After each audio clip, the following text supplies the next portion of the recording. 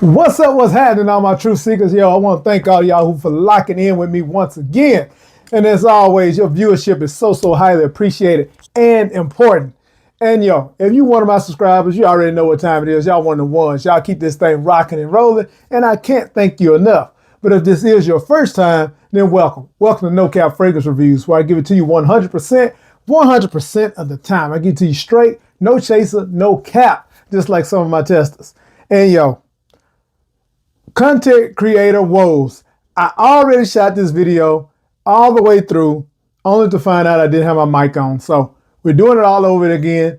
I had an unboxing at the end, so there will be no cutting the paper off, and we just gonna get into it. So you saw the thumbnail, you know what we're talking about today. We get into the over so glazing hype. Yes, the light is on that Krispy Kreme on these two right here. From Mason Asra, I believe it is, Joma Shop's fragrances they have created and brought out that they have sent out to a whole lot of reviewers, and some are going glaze balls deep, no gag reflex on these. No, I'm just bullshit. But yo, some of them are really, talking about how great these fragrances are. Now, I can't tell you yay or nay because I do not have the fragrances, but I know one of them is cloning Blonde Amber by Clive Christian, and one is cloning Naxos by Xerjoff. Now, these two fragrances are being hyped and glazed right now, and the one with Blonde Amber, I know that right there is definitely hype worthy. I believe Neeb, since he's been talking about it here lately, that has just skyrocketed once again. And he's been talking about the new Amber Empire that's coming out that I'm looking very much so forward to. So my point in this video is to let y'all know, no matter how much a fragrance is getting glazed right now, do your due diligence. There are more options out there, and I'm just here to provide you with one or two more of those options. So to get right into it, Blonde Amber, if you are not familiar with their DNA, let's just real quick let y'all know what it is and what it's talking about. So it's Clive Christians.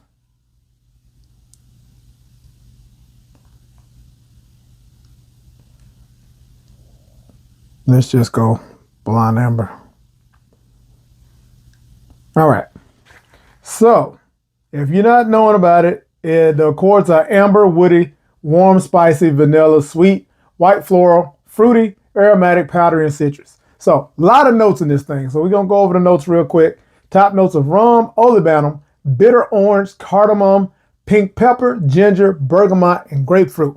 Mid notes of dried fruits, white tobacco, sandalwood, saffron, tuberose, osmanthus, orris, and jasmine. With base notes of tonka bean, vanilla, myrrh, labdanum, patchouli, cedar, musk, and vetiver. Yeah, a lot, but a lot of goodness in there as well. Now, I haven't gotten my nose on Blonde Amber itself because when I go into Neiman's, I guess that one's so expensive, they don't have it where you can smell it. So I did get my nose on that DNA, and you can too through options such as this right here, through Sensual Obsessions. If you're not familiar with Sensual Obsessions, they do some great renditions and clones. They are an independent fragrance house right here in the US of A, down in Fort Myers, Florida. You got Kevin down there mixing up stuff like a DJ of fragrances, doing his damn thing.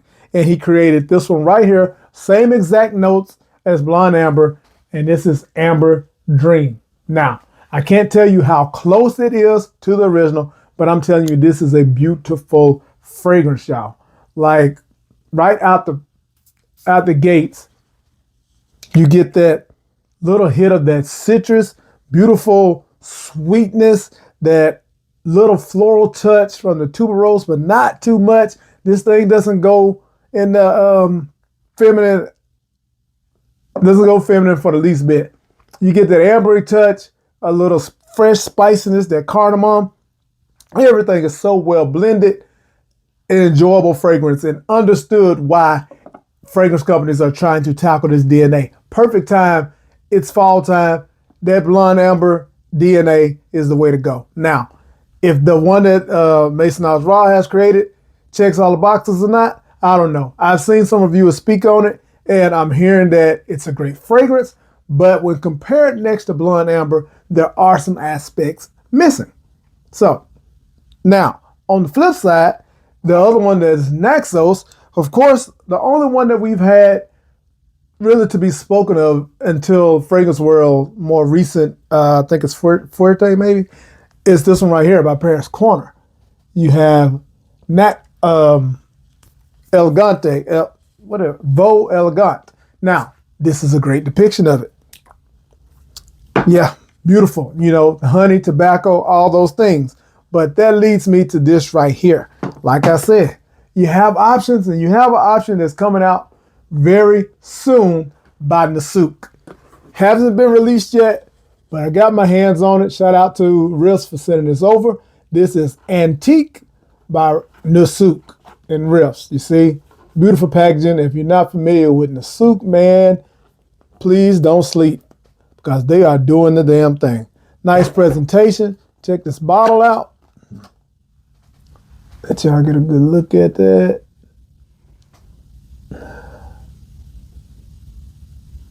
Beautiful.